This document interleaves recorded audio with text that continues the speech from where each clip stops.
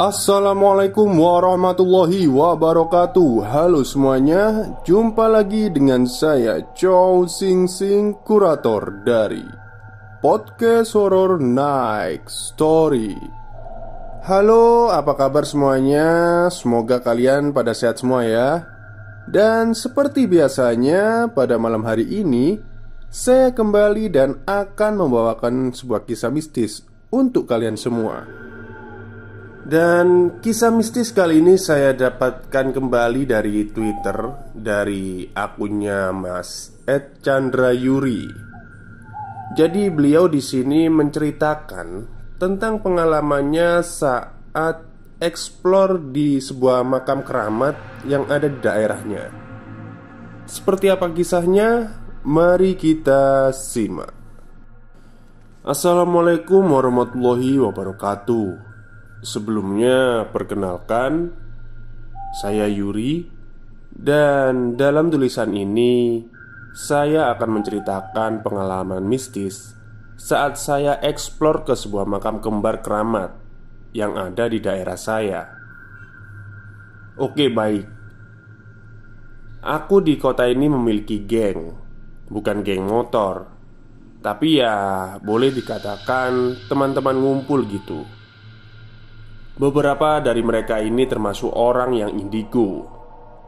Dari dasar itu, kita sering nih waktu ngopi-ngopi bareng tiba-tiba senyap dan ngasih kode kalau ada yang mengawasi di sebelah-sebelah kita. Dari situ terbesit di pikiran kami untuk melakukan wisata mistis.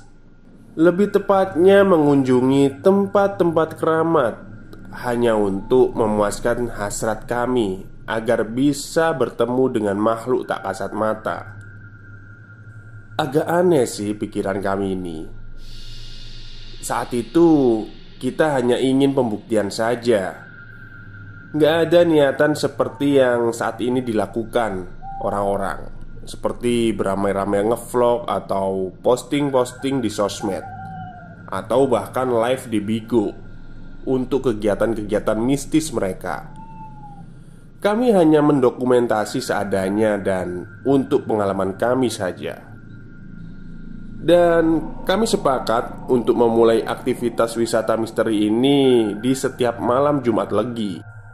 Seperti biasa, aku pamit ke mamaku untuk sekedar ngopi dan mungkin nanti menginap di rumah temanku, Mas Mahfud. Aku membawa pocket kamera dan HP Nokia E63 yang telah dicas penuh. Malam itu sesampainya di rumah Mas Mahfud, kami masih ngopi. Rencananya kami akan menuju makam kembar di dekat rumah Mas Abu. Aku, Dian, Mas Ferry, dan Mas Mahfud masih menunggu kabar dari Mas Abu. Katanya dia masih ada tamu di rumahnya. Asal tahu aja, Mas Abu ini dikenal bisa mengobati orang-orang yang terkena gangguan mistis, seperti guna-guna, dikirimi santet, atau dikirimi makhluk halus ke area tempat tinggalnya, dan beberapa hal gaib lainnya. Tepat jam 11 malam, kami sudah diminta untuk ke rumah Mas Abu. Jarak rumah Mas Abu ini ada 2,5 kilo dari rumah Mas Mahfud. Kita melewati jalan raya, masuk ke jalan desa yang membelah sawah. Di samping jalan desa itu terdapat sungai yang besar, yang di pinggirnya banyak rimbunan bambu liar. Di lingkungan kami ada anggapan kalau malam Jumat Legi itu lebih horor, lebih wingit daripada malam Jumat Weton lainnya yang sudah kami ketahui sejak kami masih kecil. Wingit itu menakutkan gitu ya. Dan menjelang tengah malam seperti itu, kami yang naik 2 motor saling berboncengan melewati jalan desa yang bersebelahan dengan rumpun bambu tadi. Suara gesekan bambu-bambu yang tertiup angin membuat kita bergidik ngeri. Dan saat itu penerangan jalan desa tidak ada sama sekali, hanya dari motor kami. Saat kemudian angin berhenti bertiup dan benar-benar sunyi malam itu. Makin berasa horornya. Tak lama kemudian kami sudah memasuki area kampung rumah Mas Abu. Kami melewati makam keluarga yang kecil, yang di sebelahnya ada pos kamling, dan di sebelahnya lagi ada masjid yang masih dalam tahap pembangunan. Di pos kamling itu ada satu orang tua laki-laki yang sedang duduk. Kami pun menyapanya. Dan jelas bapak tua itu cuma membalas dengan berdehem. Kenapa kami bilang jelas? Itu karena pas di depan pos kamling itu terdapat polisi tidur yang terbuat dari tali jangkar kapal yang tebal dan dibiarkan melintang di jalan desa tersebut. Karenanya kami memperlambat laju motor kami dan melihat dengan jelas sosok laki-laki tua di pos kamling itu. Setibanya di rumah Mas Abu, kami dipersilahkan masuk. Namun Mas Ferry masih diam tertegun di dekat motor. Mas Abu memanggil dia, dan Mas Ferry dengan agak berjingkat segera memasuki ruang tamu Mas Abu. "Kenapa, Fer? Kok tadi nggak langsung masuk?" tanya Mas Abu. Enggak. Boleh tahu nggak kalian tadi nyapa siapa sih di pos kamling? Kok aku nggak lihat ada siapa-siapa?" jawabnya sekalian menanyai teman-teman. "Aduh, jangan memulai di Mas Fer," kataku memotong. "Duh, kalian udah disambut sama Mbah Brojo?" tanya Mas Abu selanjutnya. "Siapa itu, Mas?" kata Dian menyela. "Mbah Brojo itu sesepuh kami. Dia yang babat alas kampung ini. Makamnya di ujung kampung yang tadi kalian lewatin," jawab Mas Abu. Beneran tak, Mas?" jawabku agak ngeri. Terbayang waktu si Embah di pos kamling tadi, dia membalas permisiku dengan berdehem. "Iya, Yur. Beliau itu biasanya memperlihatkan diri di makam itu atau di pos kamling. Kalau niat kalian masuk desa ini baik, biasanya kelihatannya ya kayak mbah-mbah gitu. Kalau niat kalian jelek, atau kalian dalam kondisi kotor atau mengumpat, biasanya Mbak Brojo itu menampakkan diri dalam wujud yang serem, entah pocong atau apalah," jelas Mas Abu. "Loh kan, aku udah ngira tadi. Kamu sih pakai nyapa segala," kata Dian temanku. "Ya kan aku Amit, permisi numpang lewat, Jan," jawabku. "Terus Mas Ferry lihat apa aja tadi?" tanya Mas Abu. "Duh, yang aku lihat itu bukan mbah-mbah, Mas, tapi pocong. Ngeri aku. Tapi kayaknya tadi ngikuti di belakang motorku. Aku kelihatan dari spion," jawab Mas Ferry. "Walah, ya bener. Tadi waktu sampean masuk desa bicara kotor ya?" tanya Mas Abu. "Iya, Mas. Soalnya gelap dan di sebelah itu banyak rumpun bambu. Aku takutnya kena begal. Jadi ya nggak kepikiran kalau aku ngomong kasar kayak gitu," jelas Mas Ferry. Ya udah, nggak apa-apa. Anggap aja itu tadi sambutan buat kalian yang masuk sini. Hahaha, jawab Mas Abu. Kami pun tersenyum kecut. kecuali Mas Mahfud yang pandangannya masih mengarah ke jendela ruang tamu ini. "Nah, gimana? Jadi kan ke makam kembar di jalan raya depan?" tanya Mas Abu. "Duh Mas, belum apa-apa kita udah disambut kayak tadi loh Mas," jawabku ragu-ragu. "Ya udah, kalau kalian ragu, mending gak usah aja," kata Mas Abu kemudian. "Duh Yur, kamu ini belum apa-apa udah ketakutan. Sia-sia dong kita sampai di sini," kata Dian. Iya wes, aku manut kalian aja," jawabku pendek. "Oke, nek jadi kita satukan tujuan kita, masuk ke makam keramat itu.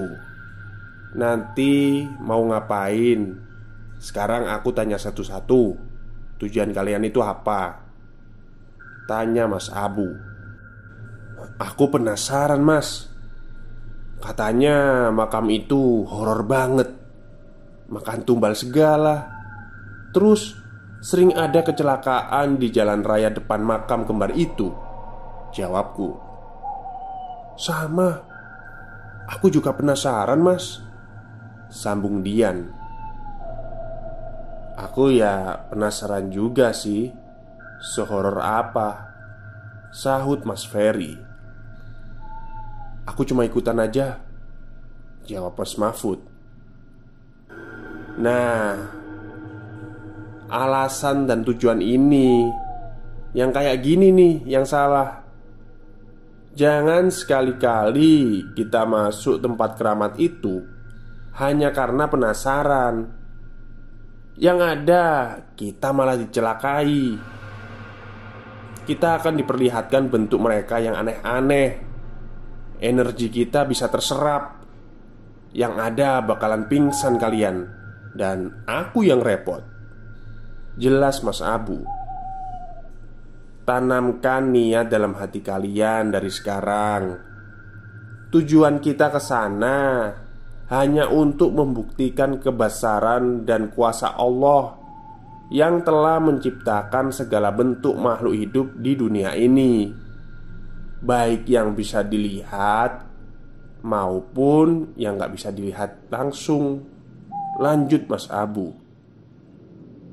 "Oh, gitu ya Mas," jawab kami serempak. "Ya, intinya kalian hanya berniat untuk melihat tanda kebesaran Allah. Jelasnya lagi, kalau sudah fix, oke kita baca doa dulu. Dan insya Allah aku bikin kalian lebih peka terhadap kehadiran mereka." Lanjut Mas Abu. Setelahnya Mas Abu membaca doa.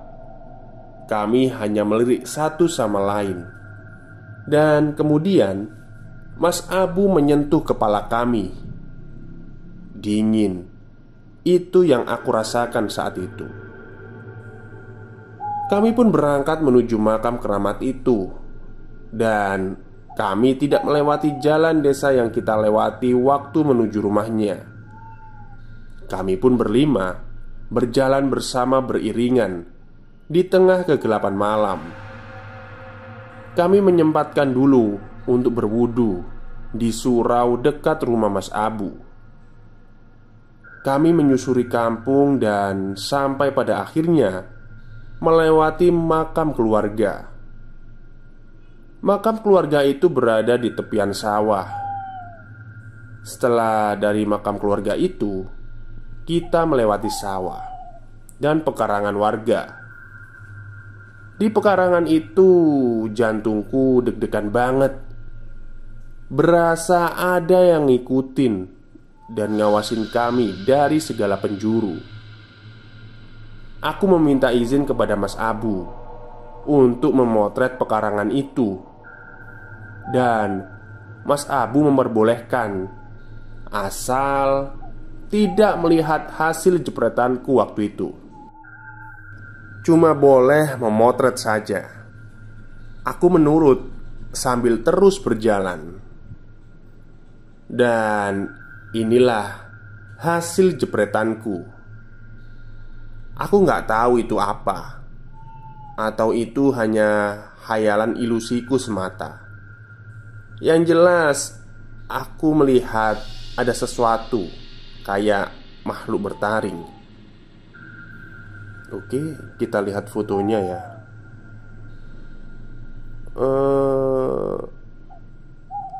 Ini sudah saya perbesar kontrasnya, brightness-nya ya. Cuman saya belum bisa melihat apa-apa. Mungkin kalau di sini ada yang anak indigo bisa menulis di kolom komentar, bisa lihat apa dari foto itu. Saya sih nggak kelihatan apa-apa. Oke, lanjut. Dan ada juga yang ini. Sampai saat ini aku nggak berani konfirmasi kalau itu Mr. Pocong. Tapi kebayang banget deh. Pas aku motret ini, ada suara eraman dari dalam pekarangan itu. Jadi coba naikin brightness gadget kalian.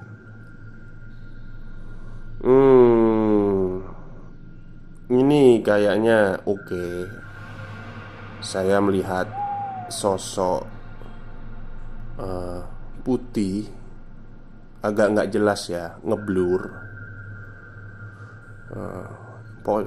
Ini kain kafannya kotor kayaknya. Iya, ini kain kafan ini, nggak pernah di laundry. Oke, lanjut lagi. Dan kami tiba di makam kembar keramat yang dimaksud.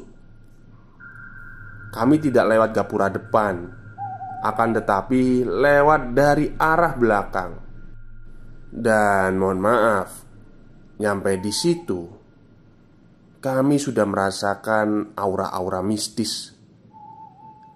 Kami merasa bukan cuma kami berlima yang ada di sana.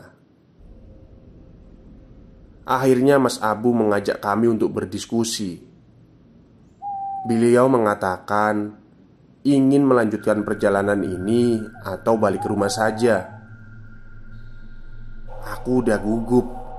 Dan kalian tahu, kita itu berdiskusi di sebelah tempat naruh keranda mayat. Oke, ini keranda mayatnya ya. Dari bentuknya, maksudnya itu apa ya, gaya-gaya arsitekturnya itu kelihatan banget gitu, kuno gitu ya. Apa ya, mendukung lah untuk tempat-tempat mistis. Dan ada beberapa lingkaran merah ya di situ. Kayaknya itu ops. Oke.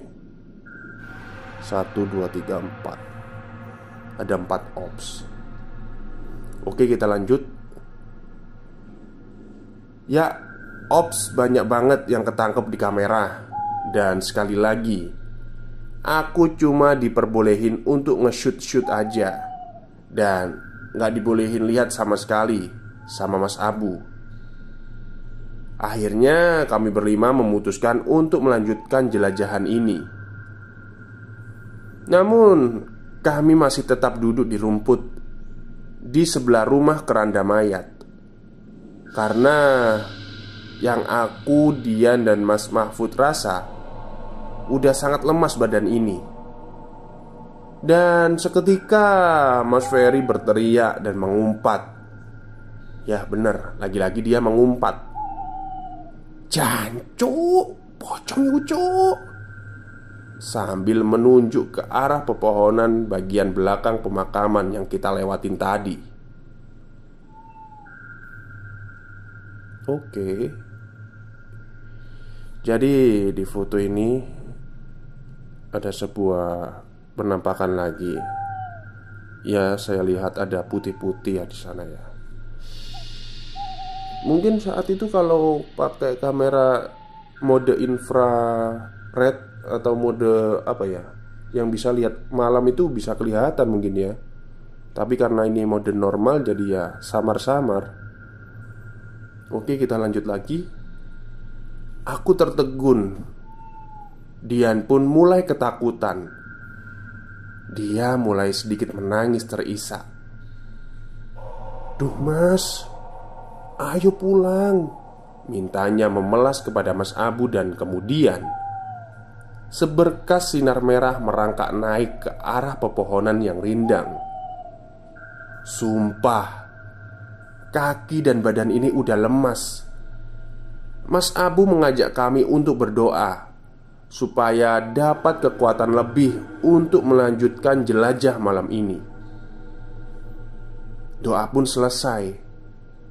Kami diajak Mas Abu untuk kembali memantapkan niat dan membuktikan kebesaran Allah Subhanahu wa Ta'ala dengan bisa melihat semua makhluk ciptaannya. Dan seketika lirih-lirih terdengar suara gamelan dari kejauhan. Gamelannya seperti khas ludrukan Jawa Timuran, yang alunannya seperti lagu atau kidung Madura. Anjir, aku ngetik tweet ini bulu kuduku merinding banget. Padahal ini siang loh. Kalau di sini malam, Mas. Aku masih terngiang jelas alunan gamelan Madura itu. Balik ke cerita saat itu. Aku mendengar ada suara-suara orang bercakap-cakap di tengah alunan gamelan itu. Semakin lama semakin dekat orang-orang itu dengan kami. Aku melirik ke arah Mas Abu. Dia tahu kalau aku mau memotret ke segala arah. Kemudian dia melarang. Setelahnya, suara gamelan itu makin terasa semakin mendekat. Tapi suara orang bercakap-cakap itu mulai memudar. Sekali lagi, aku meminta izin untuk memotret. Suasana semakin genting dan Mas Ferry mendengus-dengus seperti orang kesurupan. Sepertinya ada yang berusaha meminjam raga dia. Mas Mahfud dan Mas Abu mencoba menenangkan dia dan membacakan sholawat serta ayat kursi. Aku menunduk dan berpegangan dengan Dian. Mas Abu berpesan agar kami fokus, berbicara lirih tanpa menghiraukan keadaan yang ada. Dan sambil beberapa kali aku memotret, dan hasilnya cuma ops saja yang ketangkep. Karena suasana sudah terlalu chaos atau kacau, Mas Abu menyarankan kami untuk pulang saja. Kami pun menurutinya. Berjalan beriringan di tepi sawah. Dan sampai suatu ketika, jaketku itu seperti ada yang menarik dari belakang. Aku dibisiki sama Mas Mahfud. Dia berkata, "Jangan dihiraukan. Usapkan telapak tanganmu dengan bagian luar telapak tangan yang lain, kemudian mengelus di kepala belakangmu." Aku menurutinya, dan aku mengusap kepala belakangku. Dan karena aku masih kepo, aku menengok ke belakang. Dan terlihat seonggok daging berbalut kain putih kecoklatan yang sangat lusuh, dengan wajah yang gosong. Aku tidak melewatkan momen itu. Langsung saja aku mengarahkan HP-ku untuk menjepretnya. Namun tiba-tiba HP-ku hang dan ngerestart sendiri. Aku tak mempedulikannya. Setengah berlari kita menuju kembali ke rumah Mas Abu. Sesampainya di rumah Mas Abu, kita membahas yang kita alami malam itu. Dan dilanjut melihat hasil foto kita di rumah itu. Dan memang hasilnya kebanyakan ops, seperti yang aku upload tadi.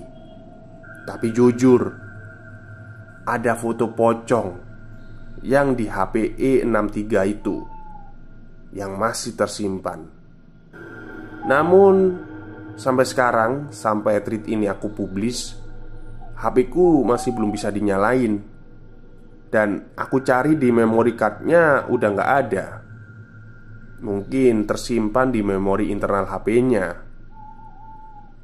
Ya, begitulah pengalamanku menjelajahi makam keramat yang ada di daerah Probolinggo. Bagi kalian yang tahu alamatnya atau tahu persisnya makam itu, ya silen aja ya, atau dikunci aja.